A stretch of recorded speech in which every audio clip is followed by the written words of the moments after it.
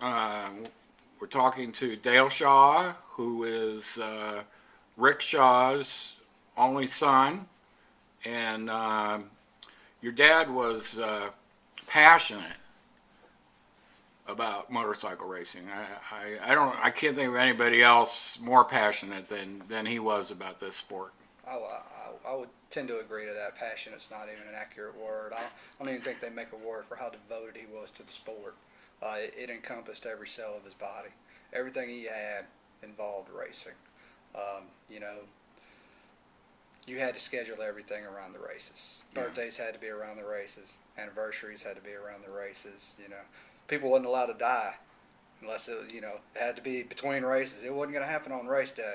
His pops had to be at the races. Races encompassed everything that he bodily possessed. Talk a little bit about just. I mean, I can feel the love for your dad here. Can you talk about Richard Shaw, the person? Well, what a lot of people don't know is that he gave 30 years of his life to the community. Everybody knows him as the racer, but they don't know that he served in Vietnam. They don't know, well, he served in the Vietnam era. He was in the Army for 4 years, from 69 to 73, and that was a very trying period. And also, they don't know that he served 26 years for the police force. All them years, 26 years, he dedicated to the community. So the whole time, he was doing that. He was also racing, but he was also there for the citizens, for the public. Whenever somebody picked up the phone and called 911, he was there to help them. So. Well, talking about his career as a law enforcement officer, it wasn't Lollipop Land, it was Miami, and there's a lot of stuff that happens in Miami. He must have been, I'm guessing he was highly decorated. He was a highly decorated officer. Went through several promotions.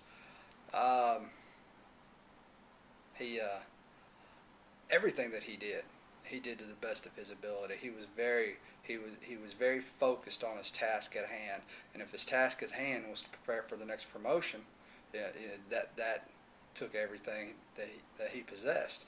If his task was catching the next subject, hey, he was going to get it done. Mm-hmm. He was never deterred. He always had a primary focus. He locked in on it, and he didn't stop until he got his job accomplished. There was never a job not accomplished. He was going to get it done, no matter what it took. Now, as a racer, he was never a factory guy. He was a privateer, but that never stopped him from competing on the big stage. He was a very personable fellow. When you get in the track around him, he was able to get some factory help, especially earlier in his career and toward the middle part of his career. He was able to receive some factory support. But that wasn't who he was. That's not what he wanted. He wanted to do everything on his own. Yes, the money and the parts did help.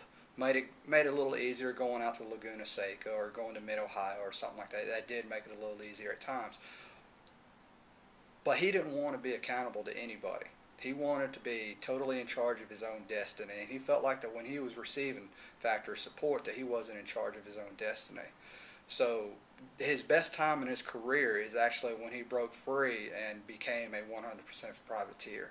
From that point on, that was the happiest, I think, in racing he had ever been. Now, he had an amazing stat because for a long time he had completed the most laps in Daytona 200, which is America's biggest motorcycle race. It is. So that must have been a point of pride, not only with him but with his family. It was a life culmination. That's what, in the last half of his racing career, that's what the entire focus was setting that record. He didn't know, he didn't set off in the beginning to be the 200 champion. He didn't set off in the beginning to be the mileage champion. That wasn't his goal. His goal was just to run another lap. That's all he cared about, was just, let me get to the next track so I can run another lap. That's it. When you're sitting on that bike, and the exhilaration is kicking in and the adrenaline's pumping, when it's over, you can't wait for the next lap. You got to get back out there. But he did that for 40 years. Mm-hmm. It was 40 years of the next lap.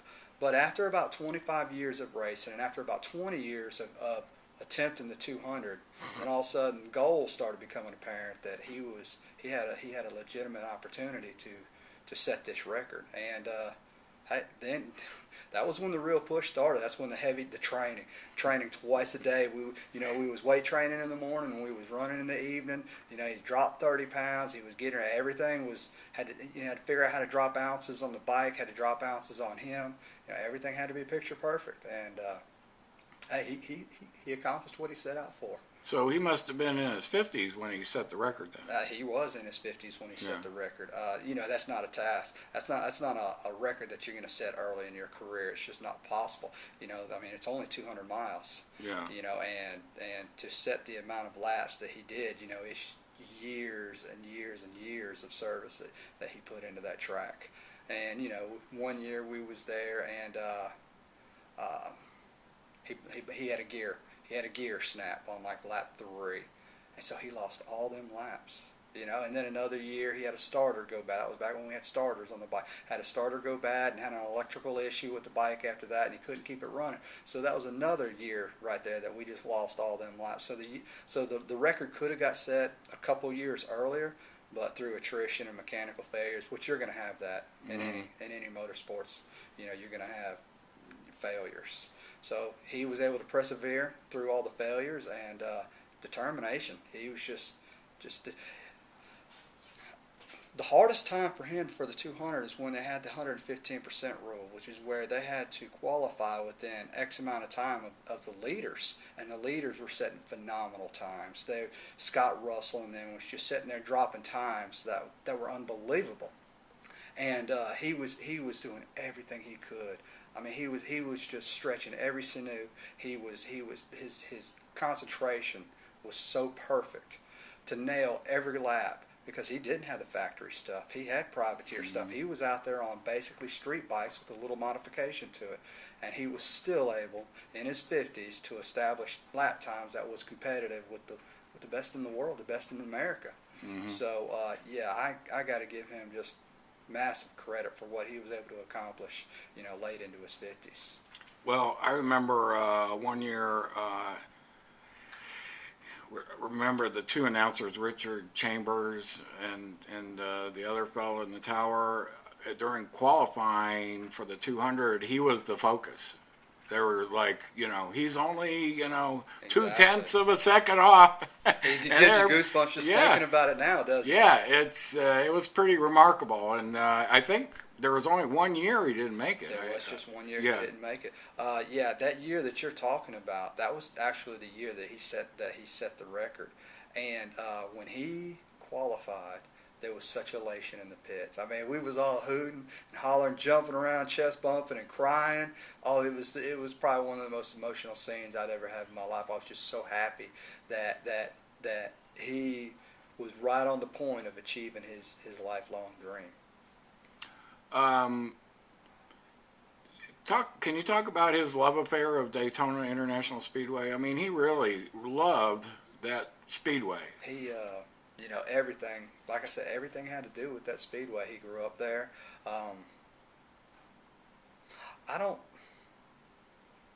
Once you set foot on that track, once you put 2 tires on that track, you'll understand what the love affair is. It's not something you can explain. You have to feel it. I've been on that track, and I love the place. There's not anything about Daytona Speedway that I don't love. And I understand why he chose the direction that he went in his life, to just take on an ambition like he took on. It was admiring what he did. That 200 record was admiring, but also just being able to maintain the speed that he was maintaining well into his 50s, when most people, they're already thinking about retiring, playing golf, said that, hey, I got to go to my next swim class or something like that. But he's still out there. He's 65 years old, and he's out there on the motorcycle, and he's teaching safety classes at 65. He's out there doing 150 miles an hour, training people on how to race safely. And that was his big thing, and that's why he was out there, with safety. He had a very he was a very clean racer. Very clean racer. Nobody ever had anything ill to say towards him. If he was racing in the lead group and he was making a pass for the lead, there was no bumping. It was going to be a clean pass. There was never any kicking, scraping, no bumping of bars. He was a cerebral driver, racer. He always thought ahead. He wasn't thinking of the next lap. He was thinking 3 laps ahead. Uh, but when he got later in the career and he became a lapper, one of the guys that the leaders had to go around, he was always cognizant of what was going on the track. He was aware of where the leaders were on the track, and he was always able to move out of the way and not inhibit the race in any way, shape, or form. So as a racer, I think he was well respected in the paddock as a racer. Mm-hmm. Finally, the information about his memorial service. I think people would want to know about that. You have a memorial service planned for next year? We do. I have not cleared everything with Daytona Speedway as of yet, but I don't foresee any problems, especially with all the blood, sweat, and tears that he's given the Speedway over the past 30 plus years, 35 years. We are going to have a memorial held for him on March 15th, which is the Daytona, and I think it's only fitting that we hold a memorial when the checkered flag flies. Just like I said in his obituary, this is his final checkered flag, and I just think it's fitting that that's how he goes out. Okay. Well, thank you, Dale. We appreciate your time. That's no problem.